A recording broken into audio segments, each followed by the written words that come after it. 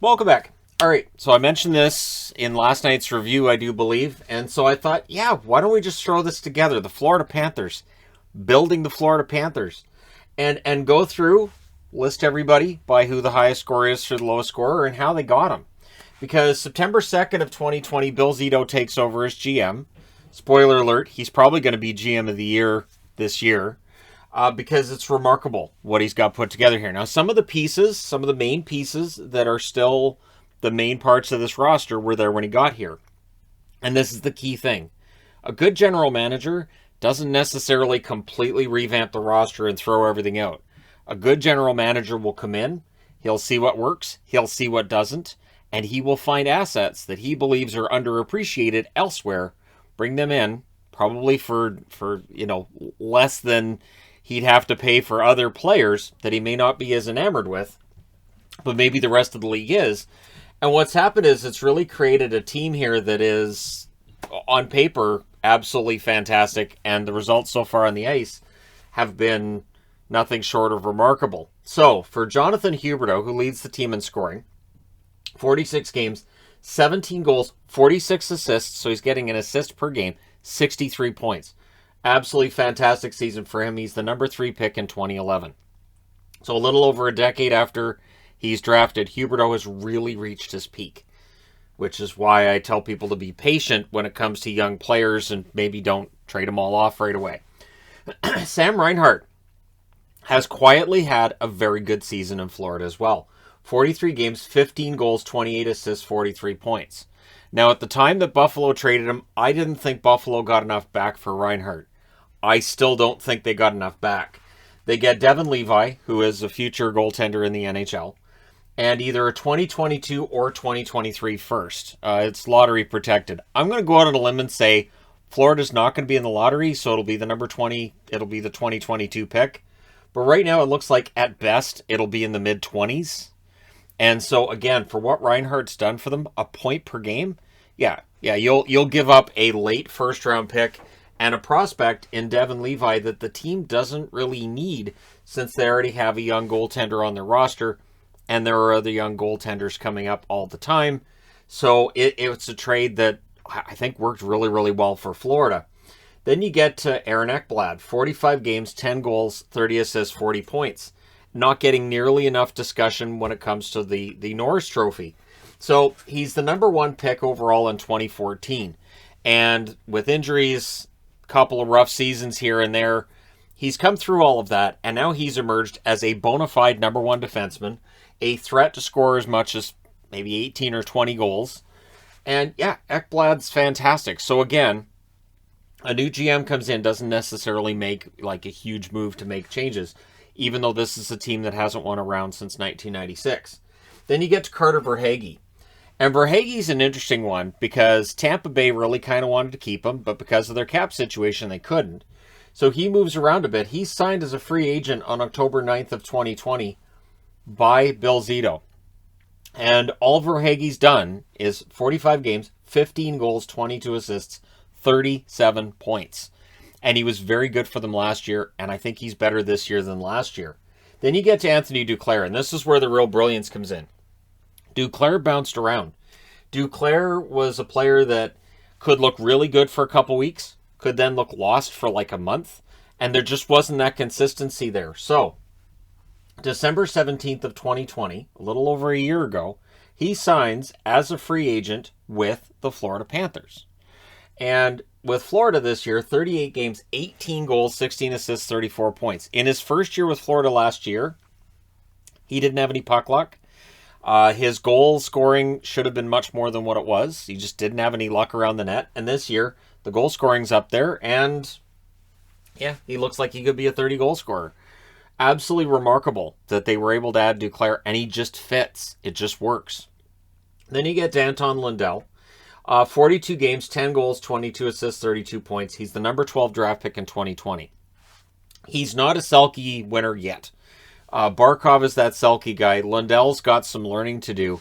The good news is he is being given every opportunity to learn. So while, yes, he makes some mistakes here and there, he's also got 32 points in 42 games as a rookie. And he doesn't look like a rookie out there most nights. So Lundell, it's been absolutely remarkable to see how well he's played. And again, it's a draft pick. The first rounders that Florida gets, they hit more often than they don't. Then you get Sam Bennett. Sam Bennett comes over from Calgary, was kind of much like Duclair, a guy who at times looks good. I used to say you had playoff Sam Bennett for Calgary, he looked fantastic.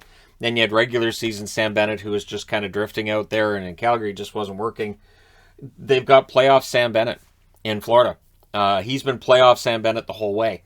36 games so far this year, 21 goals, 9 assists, 30 points. So April 12th of last year, he is traded by the Calgary Flames with a 2022 sixth-round pick in exchange for Heineman and a 2022 second. Now, Heineman may very well end up being a good prospect, could come up and play for Calgary, and that second-round draft pick, we'll see, because the 2022 draft is pretty deep. But in all likelihood, Sam Bennett should be better than those two assets put together, right? So the Bennett deal looks like a win for Florida. When I was putting this board together, I was impressed at how many wins. When you look at trades, you can say, yeah, Florida kind of wins that trade. Yep, Florida wins that trade too. And then you get to Mackenzie Wieger, a number 206 pick in 2013. 46 games, 4 goals, 23 assists, 27 points. We talk about underrated players in Florida. I think the better way to look at it is they've been overlooked. I think underrated is when you watch a player and you go, he's okay, he's fine. And maybe you're underrating him on some level where he's probably better than that. In Florida, a lot of the time it's just people aren't paying attention to what's happening with the Panthers. The Panthers were basically irrelevant for most of their time in the league, so it was kind of easy to overlook them. And I think that's what happens with players on this team, and I think that's starting to change. I think last year and this season have changed that. Now, Mason Marchment, 6 points last night, and the reason for this video. 21 games played so far with Florida this year. 8 goals, 15 assists, 23 points. February 19th of 2020, almost 2 years ago, in a trade that is seen as whatever, right? Toronto trades him in exchange for Dennis Malgin. Malgin played a few games for the Leafs, I do believe, and Marchment is right now with that 6-point game last night. He scored more than a point a game for the games he's played. And he's looked fantastic. Marchment from day one in Florida it just works. And the remarkable thing is that this team just adds players and they just meld. It's just great to watch. Gustav Forsling, 37 games, 2 goals, 19 assists, 21 points. Also with the asterisk, much like Duclair, Verhage, Reinhart, and Bennett, Forsling's brought in by Bill Zito on waivers on January 9th of 2021. So a little over a year ago, Carolina decides we're going to waive him. And here's the thing. Carolina, tons of depth on the blue line. Absolutely understand that they would waive Forsling. But he ends up being claimed by Florida, which means how many teams passed on Forsling, and Florida said, well, he's young, he's mobile, he can shoot, he's got some offense there, we'll take him. And it's worked out really well. I don't think there's any danger of him getting waived by Florida anytime soon. Then you get to Brandon Montour. 45 games, 4 goals, 15 assists, 19 points. Another player likely overlooked. He's acquired in a trade on April 10th of 2021 for a 2021 third-round pick. So his contract is what caused him to get traded over to Florida. Florida absorbs that contract. And honestly, Montour, it works. And I understand this sounds like some repetitive stuff for me, and I apologize. But what else is there to say? Then you get to Patrick Hornquist. The goals aren't what they were. So 37 games, 7 goals, 11 assists, 18 points. But what Hornquist has done is he's given them that veteran presence up front. He is able to go to the net. He is able to stir things up, get under the other team's skin. He still does this every night. He doesn't know any other way to play. He's brought in September 24th of 2020 in a trade for Mike Matheson and Colton Sevier. Now, of course, Sevier's gone to Edmonton since then. Matheson, good defenseman for Pittsburgh. I don't think Florida would undo that trade. And I think when you look at Pittsburgh, I think they miss Hornquist's grit out there. I think they miss that crashing the net kind of look. And so I think that's a trade that you could argue it for Pittsburgh. You could argue it for Florida. At the very least, it's a saw-off. Luostarinen, 42 games, 8 goals, 7 assists, 15 points. February 24th of 2020, he was traded in a big deal, right? Eric Howla, Lucas Wallmark, Chase Prisky in exchange for Vinny Trocheck. So a lot of assets going to Florida in exchange for Vinny Trocheck. A big deal at the time. When you look at the Florida Panthers right now, I totally understand why Trocheck's not here. And for cap reasons, that makes a lot of sense. Luostarinen, I think, has been a good depth forward for them. And when you've got a depth forward that's got 8 goals in 42 games, that speaks well to your depth. Then we get to Frankie Petrano, who's been one of my favorite players since he debuted with Boston. 39 games, 8 goals, 6 assists, 14 points. You always get an honest night's work out of Frank Petrano. February 22nd of 2018, he was acquired by Florida for a 2018 third-round pick. Again, I think Boston misses the depth that Petrano could have provided. I don't know that he would have scored in Boston the way that he has in Florida, but I think Petrano's probably pretty happy right now in Florida. Then you get to Owen Tippett, a number 10 pick in 2017, 40 games, 6 goals, 8 assists, 14 points. The talent is there.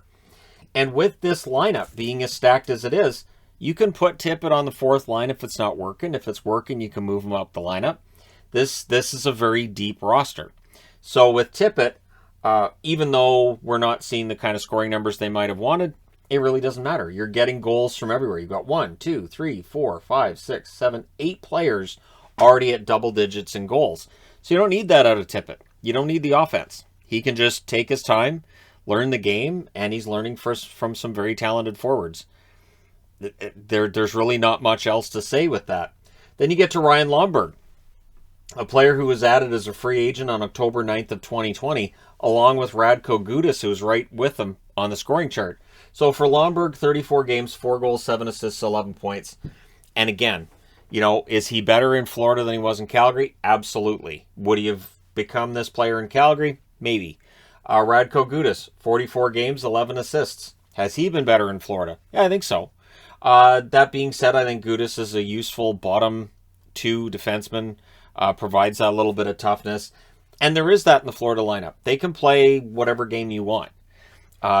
Maybe the only concern might be chances against and some goals against in certain instances, but really, there's not much to pick from there. And then you get Mammon, 23 games, 5 goals, 4 assists, 9 points. He's a number 175 pick in 2016. If your number 175 pick ends up coming through in the NHL and playing and scoring at a decent rate as Mammon has, that's a win. Lucas Carlson, 25 games, 2 goals, 6 assists, 8 points. He, of course, being part of a big trade. He's traded with Wallmark in exchange for Connolly, Borgstrom, Stillman, and a 2021 7th-round pick. So he comes into Florida on April 28th of 2021, and what they traded out was the Connolly contract. I've liked Carlson. Only 25 games, only 8 points so far. I've liked Carlson. He fits right in, and that's the thing, right? They pick him up from Chicago, and it works. Joe Thornton, 24 games, 4 goals, 2 assists, 6 points. He was signed as a free agent August 13th of 2021. He seems to be enjoying himself in Florida. It's not about goals with Thornton at this point. It's not about points. It's about one thing, the chase for the Stanley Cup. So he signs in Florida with his eyes on the Stanley Cup in June. And I think that is a good veteran signing. Much like Hornqvist, it gives them that veteran presence and that experience so that some of the younger guys have these guys to turn to. Matt Kiersted, 8 games, 1 goal, 1 assist, 2 points.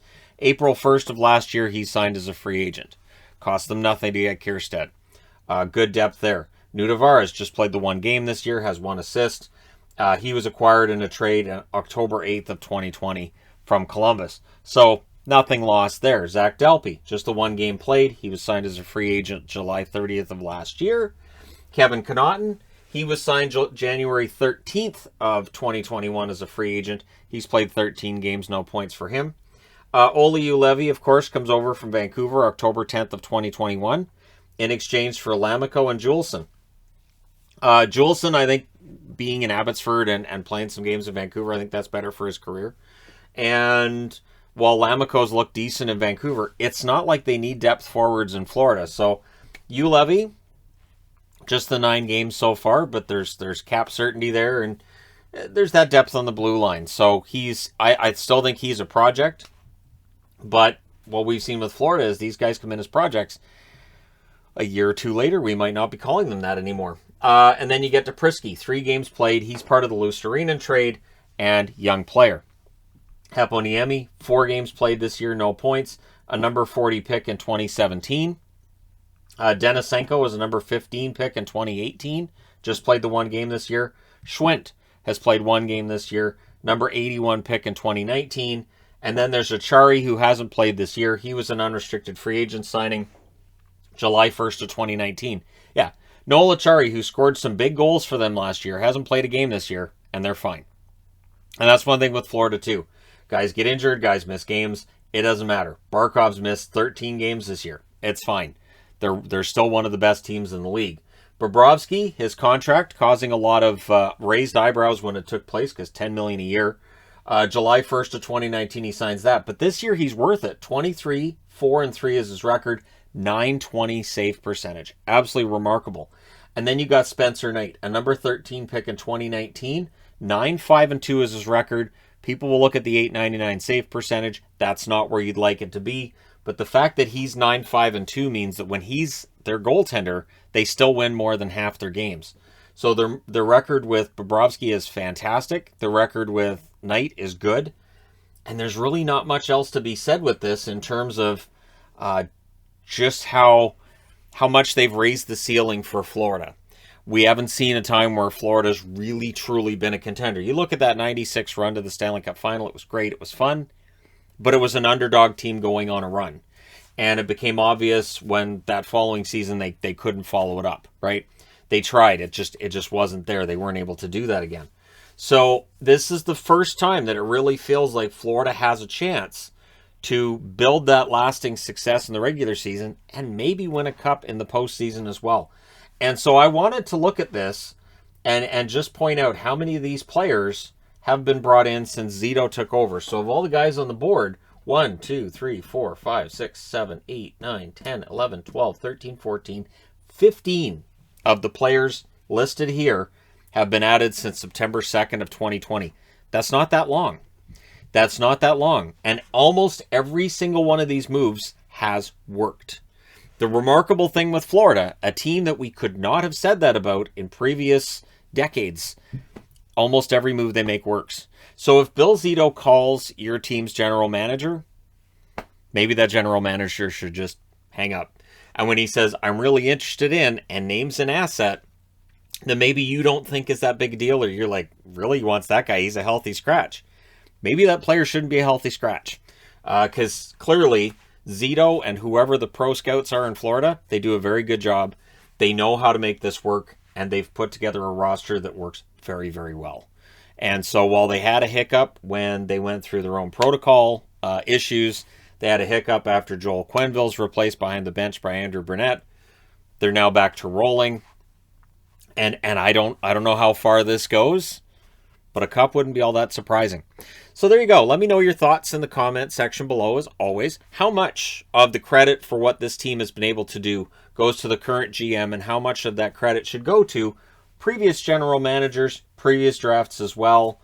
And again, this really highlights the importance of making sure that those top draft picks, you make them work. You get first-round draft picks from other teams that maybe bust, like a U Levy, and see if you can turn things around for them. And then you find those value buys like Duclair, who they got for cheap the first year, and his contract is still very, very reasonably priced at this stage. So that's really important, balancing all that out. But let me know your thoughts in the comment section below as always. Don't forget to hit like and subscribe if you're browsing your way through. You just happened upon this video. Thank you guys so much for watching, for all your support. I will talk to you again soon.